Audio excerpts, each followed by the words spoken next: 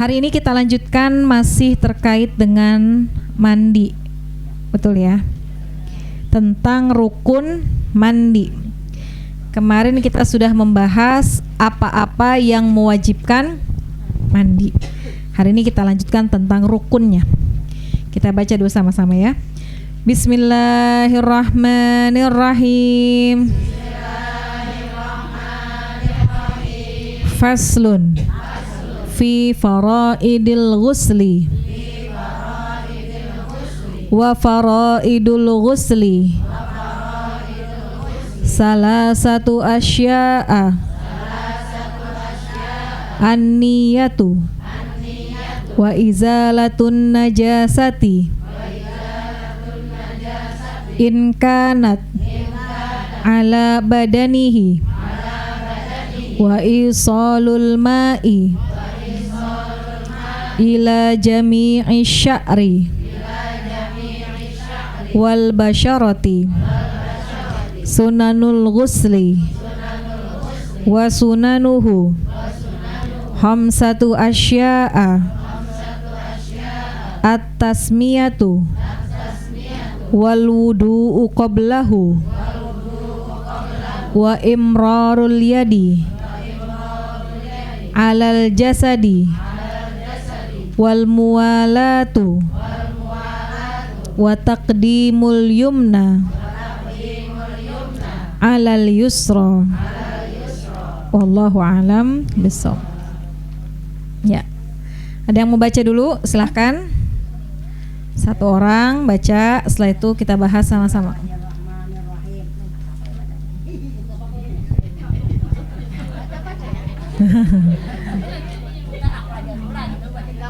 Nggak apa-apa, baca aja. Nggak apa-apa.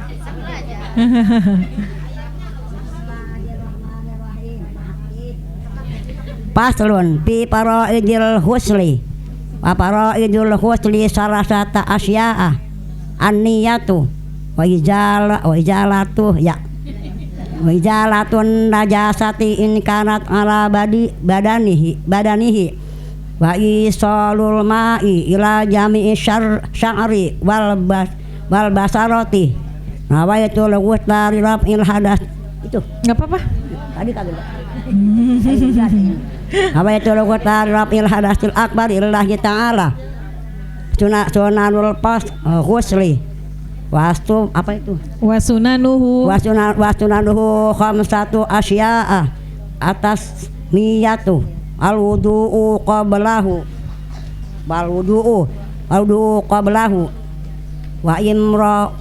wa imrarul yadi ala jasadi wal muwalatu wa taqdimul yumna ala yusra. Iya, santi. Bagus bacaannya. Bismillahirrahmanirrahim. Ibu-ibu sekalian, hari ini kita lanjutkan masih urusan mandi. Udah pada mandi? Mandi apa? Mandi basah ya, kalau mandi pasti basah ya. Mandi adah atau mandi ibadah? Masih ingat nggak? Kayaknya lupa nih. Mandi kan ada dua ya. Ada mandi adah, ada mandi ibadah. Kalau mandi adah, mandi yang kayak biasa kita lakukan. Habis masak mandi, pulang dari pasar panas mandi, pulang ngaji mandi, pagi-pagi sebelum berangkat ngaji mandi. Itu namanya mandi apa? Mandi adah, mandi kebiasaan, ya. Nggak ada hal-hal yang mewajibkan, kita mandi aja. Apalagi kalau cuacanya panas seperti ini, kita bisa mandi beberapa kali. Itu namanya mandi adah. Yang kedua, mandi ibadah. Apa itu mandi ibadah? Mandi yang disebabkan oleh adanya satu atau dua hal. Mandi ibadah ada dua, ada wajib, ada sunnah. Yang wajib udah kita pelajari kemarin. Orang wajib mandi karena dia selesai haid, selesai nifas, wiladah buat perempuan. Kemudian buat perempuan dan laki ya.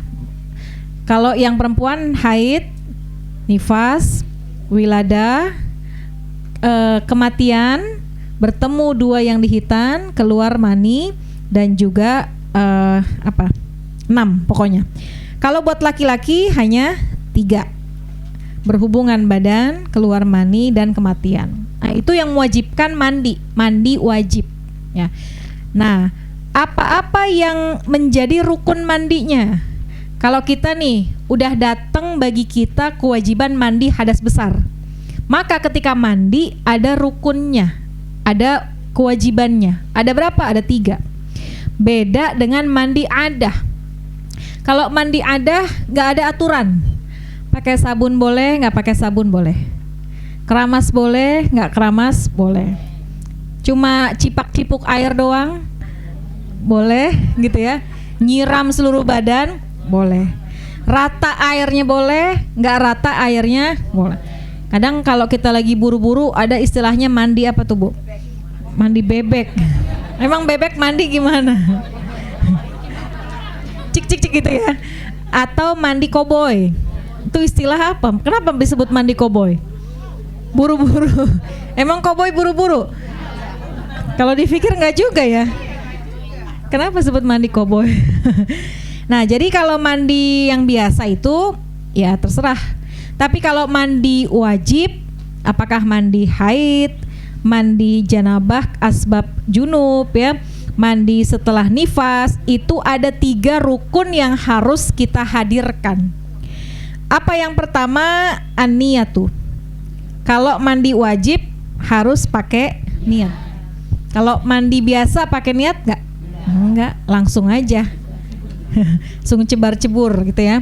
Tapi kalau mandi hadas besar, maka pertama hadirkan niatnya. Apa niatnya? Di sini ada. Nawaitul ghusla li raf'il hadasil akbari lillahi. Gitu. Ada juga yang nambahin nawaitul ghusla li raf'il hadasil akbar anil junubi, anil haidi, anin nifasi gitu ya. Lillahi ta'ala. Yang penting kalau mandi hadas besar, li raf'il hadasil akbarnya harus dibawa. Karena itu mandi hadas besar. Raf'il hadasil akbar itu harus dibawa. Jadi niat nawaitul ghusla li raf'il hadasil akbar lillahi ta'ala. Niatnya kapan? Bu, niatnya kapan? Waktu mengguyur pala. Kalau ibu mandinya di sungai, duluan pala apa duluan kaki? Tergantung. Kalau yang takut duluan kaki. Kalau yang nyeburnya begini, nah terus niatnya kapan tuh? Kata ibu, udah orang mandinya di kamar mandi doang ya Bu ya. Nah, jadi niat itu bukan dikhususkan buat kepala aja. Niat itu di bawahnya ada. Dilaksanakan ketika seseorang menyiram salah satu anggota badan. Jadi kalau ibu berenang, misalnya pergilah ke villa gitu ya, terus udah selesai haid, udah bersih, mau mandi hadas besarnya di kolam renang, boleh nggak? Boleh, asal airnya memang tidak terkontaminasi dengan warna, dengan najis dan lain-lain. Begitu kita nyemplung ke kolam renang, kalau kita ngandelin kepala, kita bilang niat dihadirkan saat nyiram pala. Berarti sebelum ibu nginjek tuh kolam, kakinya dulu, kepalanya dulu harus nyemplung. Kira-kira bisa apa enggak? Nggak bisa, nyusruk ya. Jadi yang disuruh adalah hadirkan niat ketika anggota tubuh kita bagian manapun terkena dengan air, tersiram dengan air. Kenapa rata-rata darinya kepala? Karena biasanya kita mandi di kamar mandi nyiramnya kepala dulu gitu ya. Jadi ketika kita mandi, begitu nyiram kepala, hadirkan di situ nawaitul ghusla li raf'il hadasil akbar lillahi ta'ala gitu ya. Tapi kalau misalnya dalam kondisi kita berenang, apa di sungai, apa di kolam renang, itu bagian manapun, misalnya pertama kaki kita nyemplung, boleh kita hadirkan niatnya di situ. gitu. Nawaitul ghusla rafil hadasil akbar lillahi ta'ala. Kalau orang yang langsung nyelam, maka ketika dia nyemplung itu hadirkan niatnya di situ, ya. Itu yang pertama. Yang kedua, apa syaratnya rukun mandi itu? Izalatun najasah in kanat ala badanihi, hilangkan najis dulu yang melekat di badan, baik sebelum mandi ataupun berbarengan dengan niat mandi. Contoh, ada najis yang masih melekat dalam badan kita, misalnya ada sisa darah lah sebutnya gitu ya. Ada sisa darah yang melekat pada badan kita, maka sebelum kita mandi darah itu dihilangkan dulu, ya. Baiknya memang sebelum mandi, meskipun dibolehkan saja berbarengan dengan niat mandi, tapi yang paling bagus adalah hilangkan dulu semua najis yang ada di badan kita, yang melekat di badan kita, dihilangkannya sebelum kita menghadirkan niat. Yang ketiga, wa isalul ma'i ila jami'i sya'ri wal basyarati.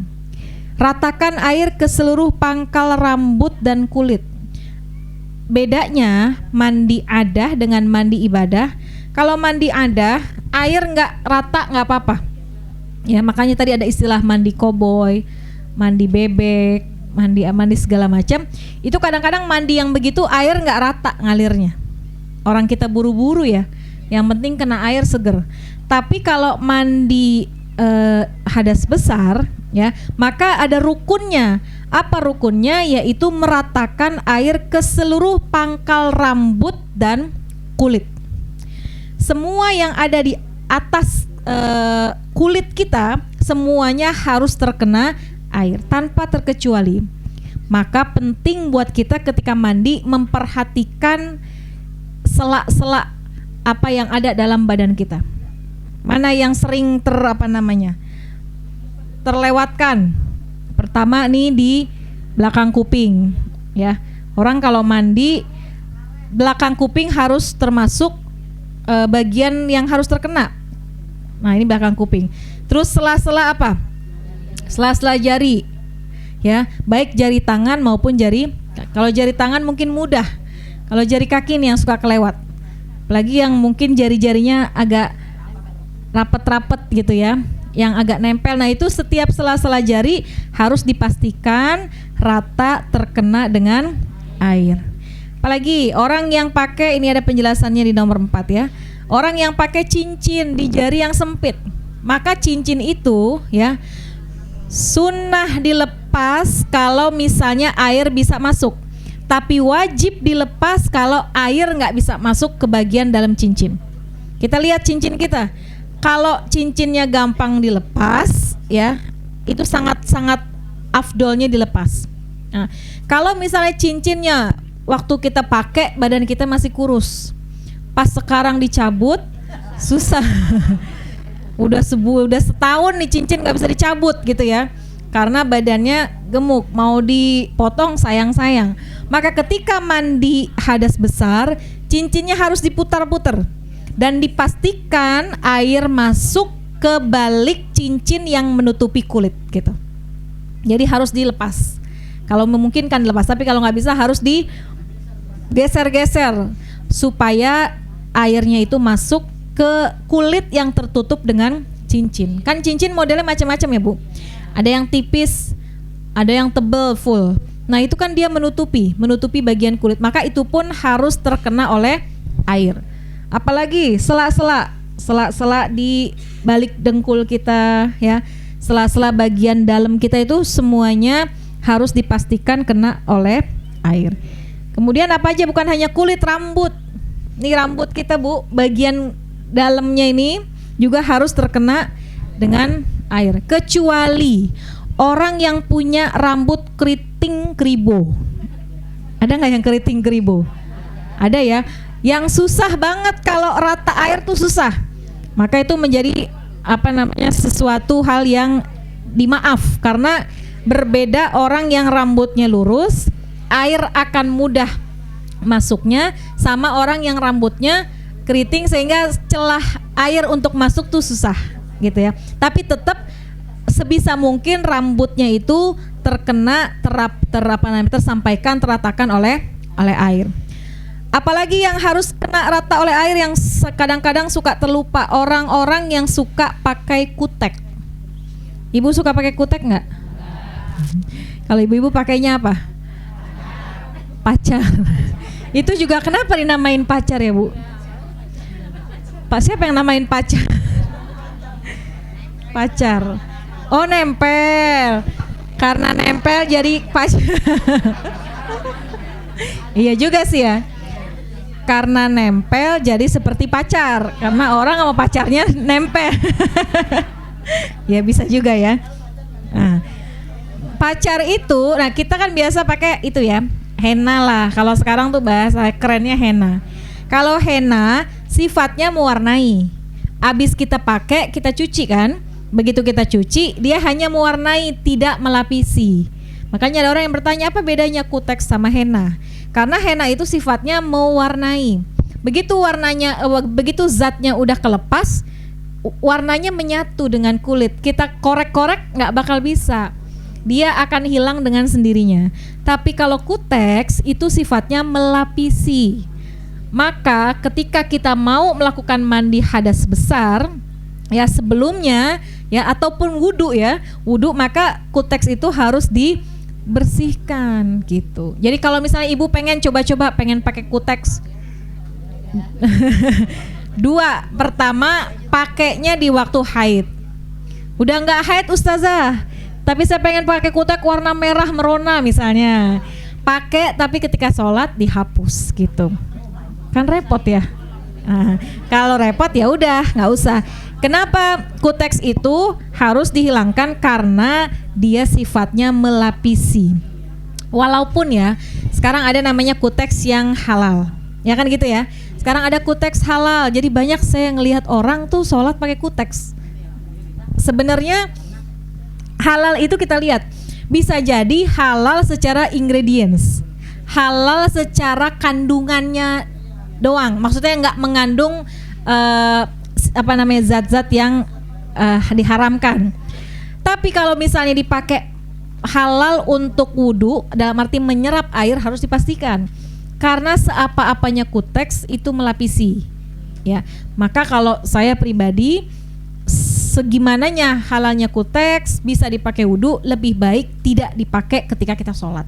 Gitu, karena khawatir akan menghalangi masuknya air ke dalam kulit kita.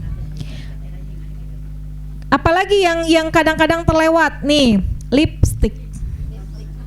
Bu, lipstick sekarang macem-macem.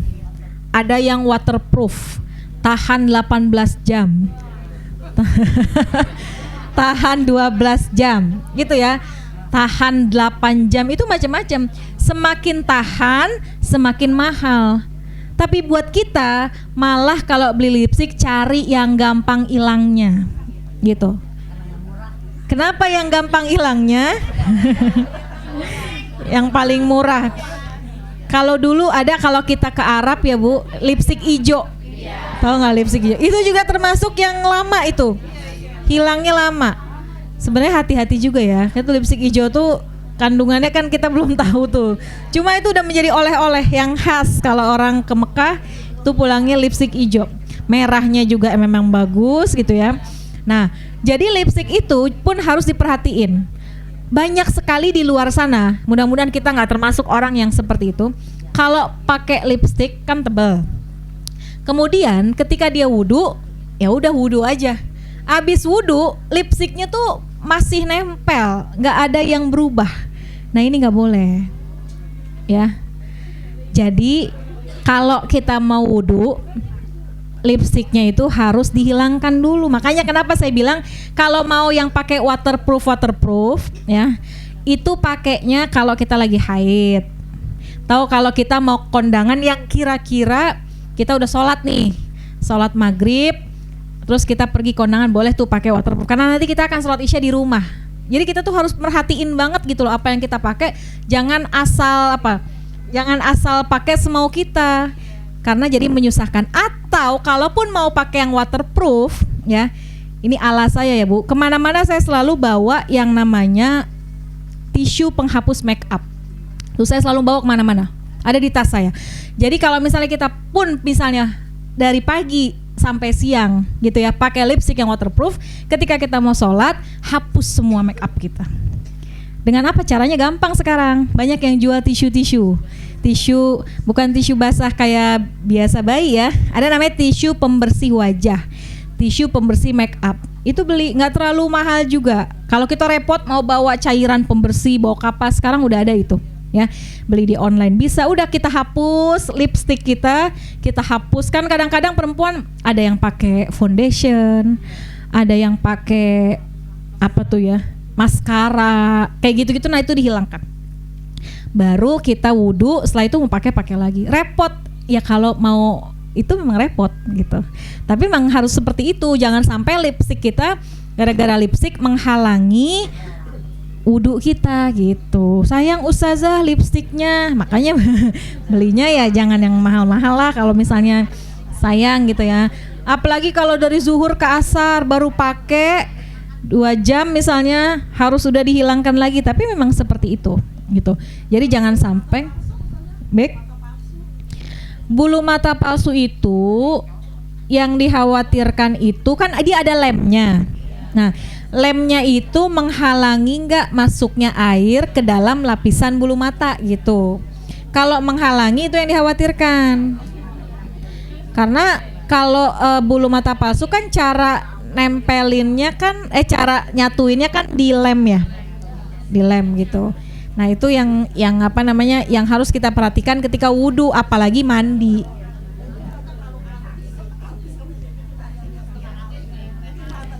Kalau artis, ya saya kurang tahu tuh. Ya urusan dia deh tuh. Ya. Makanya ya perlu kita tahu ilmunya supaya berhati-hati gitu ya. Kalau artis ya urusan dia. Nah saya kurang tahu juga tuh Bu. Kalau artis bagaimana saya juga kurang tahu. Mungkin sesekali boleh coba tanya sama dia. Tapi kebanyakan ya ala kulli hal, kebanyakan orang tidak memperhatikan hal-hal seperti itu gitu. Ya udah, nganggep remeh gitu. Nganggep remeh ya.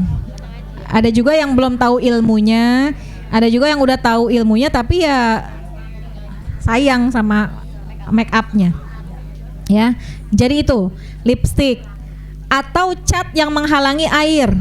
Ibu habis ngecat rumah misalnya ya, kita ngecat sendiri, ada yang perlu kita poles, kemudian catnya nempel, atau tip X misalnya, kita habis tip X terus tip X-nya nempel, maka itu pun juga harus dihilangkan dulu. Kalau udah sampai usaha keras tapi belum hilang, ya maka itu dimaaf. Tapi kita harus berusaha untuk menghilangkan dulu apa-apa yang ada di dalam anggota tubuh kita, ya. Dan semua itu wajib dibasuh dengan air, gitu, ya. Jadi berhati-hatilah dengan lipstik yang tebal, dengan bedak yang tebal, dengan bulu mata yang tebal, maskara yang tebal, alis yang tebal. Nah itu hati-hati ya, karena harus terkena basuhan air baik saat wudhu maupun saat mandi. Jadi kalau rukun mandi 3 itu aja, niat, kemudian menghilangkan najis, kemudian menyampaikan air ke seluruh pangkal rambut dan kulit. Jadi boleh nggak mandi hadas besar nggak pakai shampoo? Boleh nggak? Boleh. Boleh nggak mandi hadas besar nggak pakai sabun? Boleh. Cuma rasanya nggak enak. Tapi masalah boleh nggak boleh? Boleh.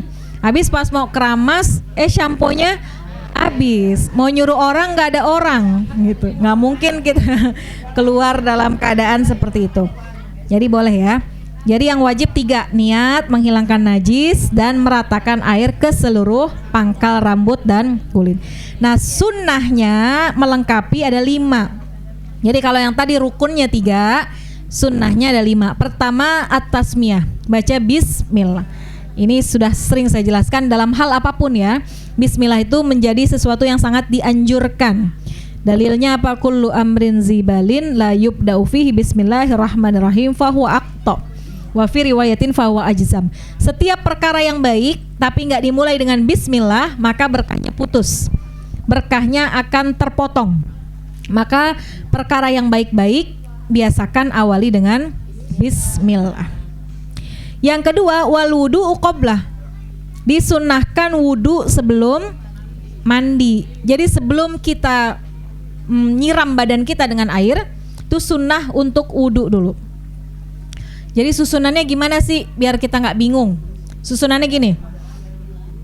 Pertama, begitu kita masuk kamar mandi, ya, pertama banget kita istinja. Apa itu istinja?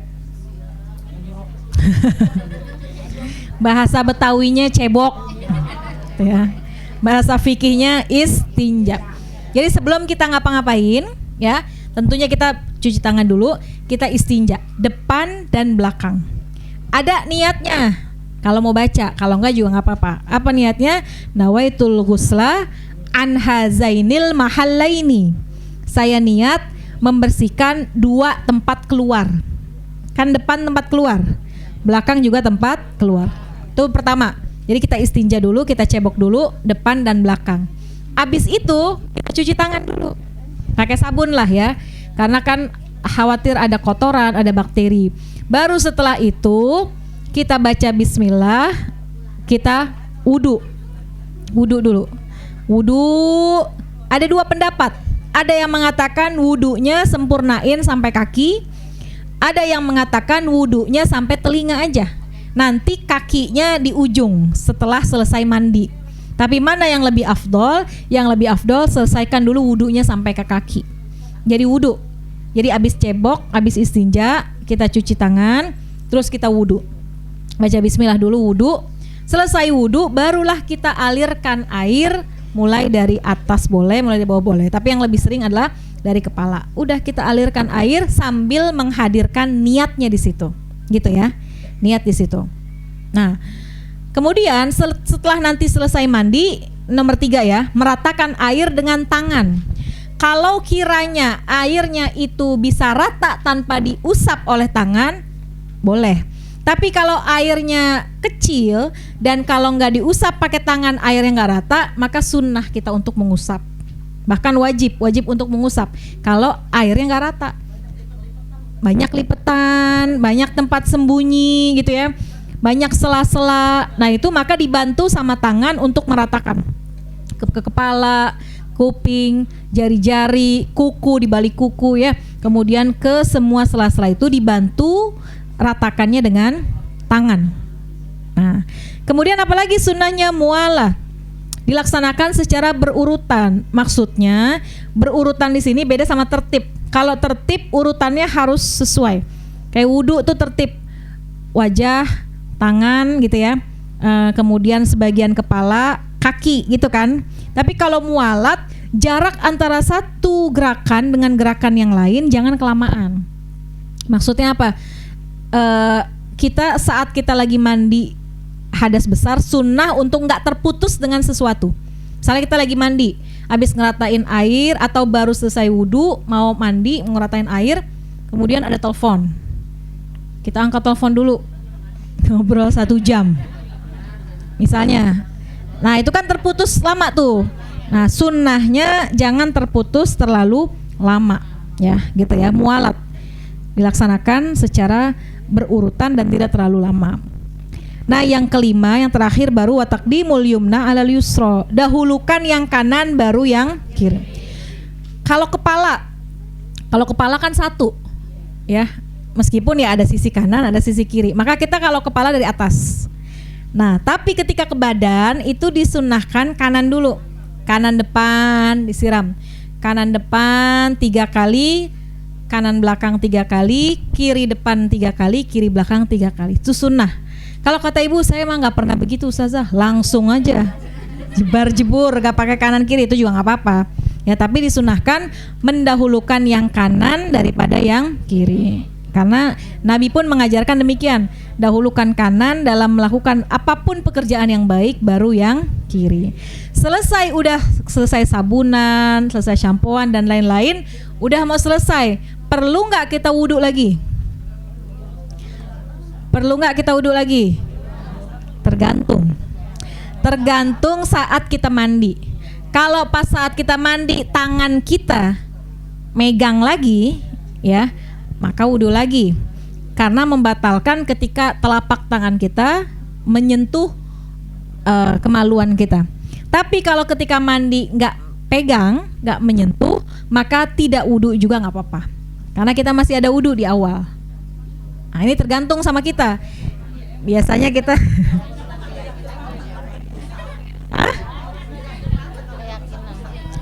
kalau yakin rata nggak usah diusap.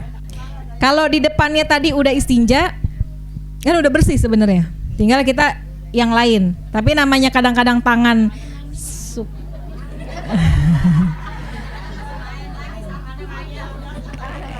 ya, kalau misalnya tangannya megang berarti wudhu lagi. Tapi kalau misalnya tangannya nggak menyentuh, atau kita kalau mandi pakai spons, ya, kalau mandi pakai spons kan tidak menyentuh tuh tangan kita dengan anggota kelamin kita, maka itu tidak wudhu lagi juga nggak apa-apa. Tapi kalau untuk syak, ragu, kita meyakinkan, boleh kita wudhu lagi, gitu ya. Udah selesai pipis lagi. Ini Romana yang beser-beser ya Bu ya. Kalau pipis berarti ya kita wudhu lagi, udah pasti. Baik. Saya kan kalau istinja gitu ya, tadinya nggak buang air besar gitu.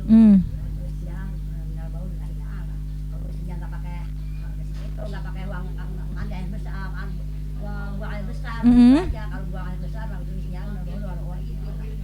Iya boleh, itu niat-niat. Ya kalau ada yang bangkai timbang itu jangan mau itu. Ayo kalau itu apa itu mau. Iya. Iya. Iya. Iya. Kalau ini kan niat untuk membasuh dua tempat anggota keluar gitu ya. Itu boleh dibaca. Ya, boleh dibaca, boleh enggak, namanya sunnah ya. Jadi sampai sini baik. Ya, boleh. Jadi selesai sunnah wudu, sunnah mandi, baca tasmiyah, wudu, meratakan air dengan tangan berurutan dan mendahulukan anggota yang kanan dari yang kiri. Wallahu a'lam.